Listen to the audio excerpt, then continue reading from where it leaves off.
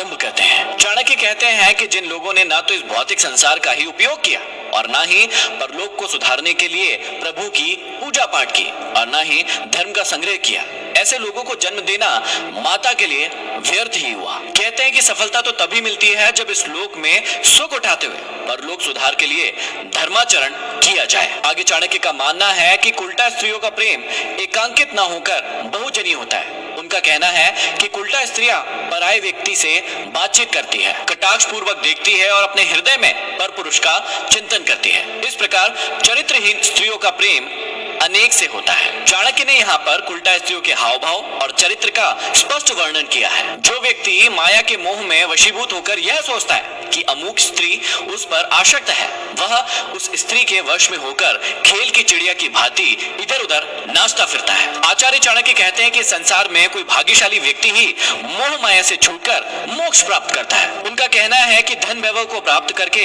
ऐसा कौन है जो इस संसार में अहंकारी न हुआ हो। इस पृथ्वी पर ऐसा कौन धीर पुरुष है जिसका मन स्त्रियों के प्रति व्याकुल न हो। ऐसा कौन पुरुष है जिसे मृत्यु ने न दबोचा हो। ऐसा कौन सा भिखारी है जिसे बड़प्पन मिला हो। ऐसा कौन सा दुष्ट है जो अपने संपूर्ण दुर्गुणों के साथ इस संसार में कल्याण पथ पर अग्रसर हुआ हो। भाव यह है कि इस नश्वर संसार की मोह माया से छूटना अत्यंत ही दुष्कर कार्य है। स्वर्ण मृग न तो ब्रह्मा ने रचा था और न किसी और ने। उसे न तो बनाया गया था, न पहले कभी देखा गया था, न कभी सुना गया था। श्री राम की उसे पाने की इच्छा हुई, अर्थात सीता के कहने पर वे उसे पाने के लिए दौड़ पड़े।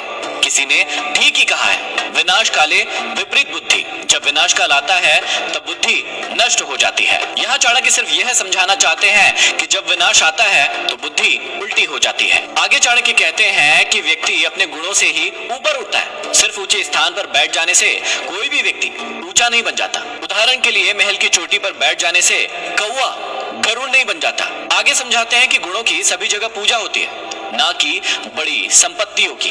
क्या पूर्णिमा के चांद को उसी प्रकार से नमन किया जाता है जैसे द्वितीया के चांद को? भाव यह है कि चंद्रमा किसी भी रूप में रहे, विद्वान व्यक्ति के गुण की भांति उसे हर स्थिति में नमन करते हैं। आगे कहते हैं कि दूसरों के द्वारा गुणों का बखान करने पर बिना गुण वाला व्यक्ति भी गुणी कहलाता है, किंतु अपने मुख से अपनी ही बड़ाई करने पर इंद्र भी छोटा हो जाता है। भाव यह है कि आत्म प्रशंसा से कोई भी व्यक्ति बड़ा नहीं कहलाता, अपितु जब दूसरों के द्वारा प्रशंसा की जाती है तभी वह व्यक्ति गुणी कहलाता है। अपने मुंह मियां मिट्टू नहीं बनना चाहिए। जिन गुणों की प्रशंसा दूसरे करते हैं वे ही गुण सच्चे होते हैं। जो व्यक्ति विवेकशील है और विचार करके ही कोई कार्य संपन्न करता है, ऐसे व्यक्ति के गुण श्रेष्ठ विचारों के मेल से और भी सुंदर हो जाते हैं। जैसे सोने में जड़ा हुआ रत्न स्वयं ही अत्यंत शोभा को प्राप्त हो जाता है। आगे समझाते हैं कि जो धन अति कष्ट से प्राप्त हो, धर्म का त्याग करने पर प्राप्त हो, शत्रु के सामने झुकने अथवा समर्पण करने से प्राप्त हो, ऐसा धन हमें नहीं चाहिए। कहते हैं कि आत्मसम्मान को नष्ट करने वाले धन की अपेक्षा धन का ना होना ही अच्छा है। आगे समझाते हैं कि उस लक्ष्मी से क्या लाभ जो घर की कुल वधू के समान केवल स्वामी के उपभोग में ही आए। उसे तो वैश्य के समान होना चाहिए जिसका उपयोग सब कर सके। यहाँ चाणक्य समझाना चाहते हैं कि संपत्ति धन वैभव वही अच्छा है जिसका उपयोग सभी के हित के लिए होता है। यदि धन पर कुंडली मारकर एक ही व्यक्ति बैठा रहे और केवल अपने ही स्वार्थ के लिए उसे खर्च करे तो ऐसा धन किसी भी लाभ का नहीं है। आगे आचार्य चाणक्य कहते हैं कि संसार में आज तक किसी भी इंसान को प्राप्त धन से, इस जीवन से, स्त्रियों से, खान पान से पूर्ण तृप्ति कभी नहीं मिली। पहले भी, अभी भी और आगे भी इन चीजों से संतोष होने वाला नहीं है। इनका जितना अधिक उपभोग किया जाता है उतनी ही तृष्णा बढ़ती जाती है। मनुष्य की इच्छाएं अनंत है, वे कभी भी पूरी नहीं होती। एक इच्छा के पूरे होने पर दूसरी सामने आकर खड़ी हो जाती है। तात्पर्य यह है कि मनुष्य अपने आप से कभी भी संतुष्ट नहीं होता, अतः संतोष ही सबसे बड़ा धन है। आगे चाणक्य कहते हैं कि तिनका हल्का होता है, तिनके से भी हल्की रुई होती है, रुई से भी हल्का भिखारी होता है। तब वायु इसे उड़ाकर क्यों नहीं ले जाती? संभवतः इस भय से कि कहीं यह उससे भी भीख न मांग ले। मांगने वाले से सभी डरते हैं, वह उनसे कुछ न कुछ मांग बैठता है क्योंकि देना कोई नहीं चाहता।